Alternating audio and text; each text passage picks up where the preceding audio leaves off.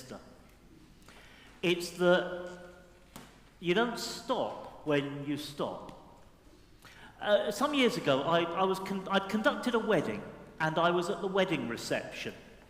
The wedding was of a relative of mine, and I'd just married them. It had gone well. I was in that sort of phew stage when you know it's happened and it's gone all right, and you didn't fall over or drop your trousers or get the names wrong or anything that you're frightened of when you're leading a wedding. And I was just there with a plate of vol au vents at the buffet in relax mode, when suddenly this guy weaves his way towards me. I mean, he was, proper overcome with emotion. Let's just put it like that. And he came right up, and he was right in my face. And his opening words were, "You know what's wrong with you Christians?" And I thought, well, yeah, probably better than you do. And at the moment, my biggest problem is you. But he said, you know what the problem is with you Christians? You think you're so much better than everybody else. And he was, I don't know, there he is. I managed to talk to him as best as I could. Then my wife came and rescued me and went and sat him down.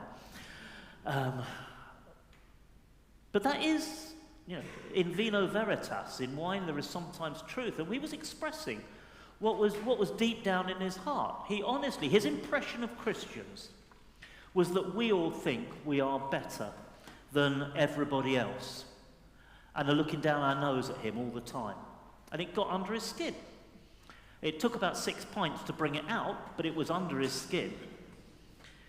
And it is true, you know and I know, we've all seen it, we've all witnessed it. There are some Christians who are a bit more holy than thou than probably they should be, who do tend to look on other people and point fingers at them rather than thinking about themselves, who do think they're a cut above everybody else.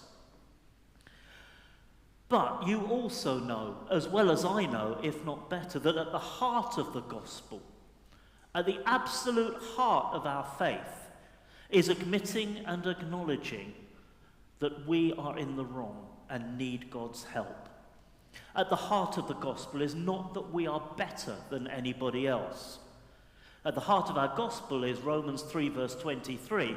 All have sinned and fallen short of the glory of God. And that all have sinned includes us as much as anybody else. That is at the heart of Christianity. It is not that we think we're better than everybody else. We acknowledge that we are not.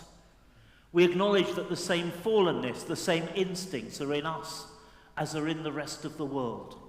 And we are no better. And we know that the only hope we have is the grace of God, because also in the book of Romans, in chapter 6, it says that the wages of sin are death. But the free gift of God is eternal life. It is not that we Christians are better than everybody else, as that drunk uncle said to me. It's not that we think we're better. It's that we know that we need God's help and receiving that gift of God. And you know and I know that becoming a Christian, accepting Jesus into our lives, does not mean that we do not sin. It does not mean that we do not get things wrong. We've just sung a hymn a little bit back which included the lines, we are a new creation, the old has gone, the new has come. We've just sung that. And that's a truth. That is a spiritual truth. But it's not always our lived experience. In the eyes of heaven and in the eyes of God, the old may have gone and the new may have come. We may be a new creation through the grace of God. But I don't know about you. Maybe you're better than me. But it doesn't mean that I always feel like it. And it doesn't almost mean that I live like it day by day. The reality is, and if you've been around church circles more than a week or two, you'll know this as a truth. The reality is that believers fail. Believers let other believers down and others down.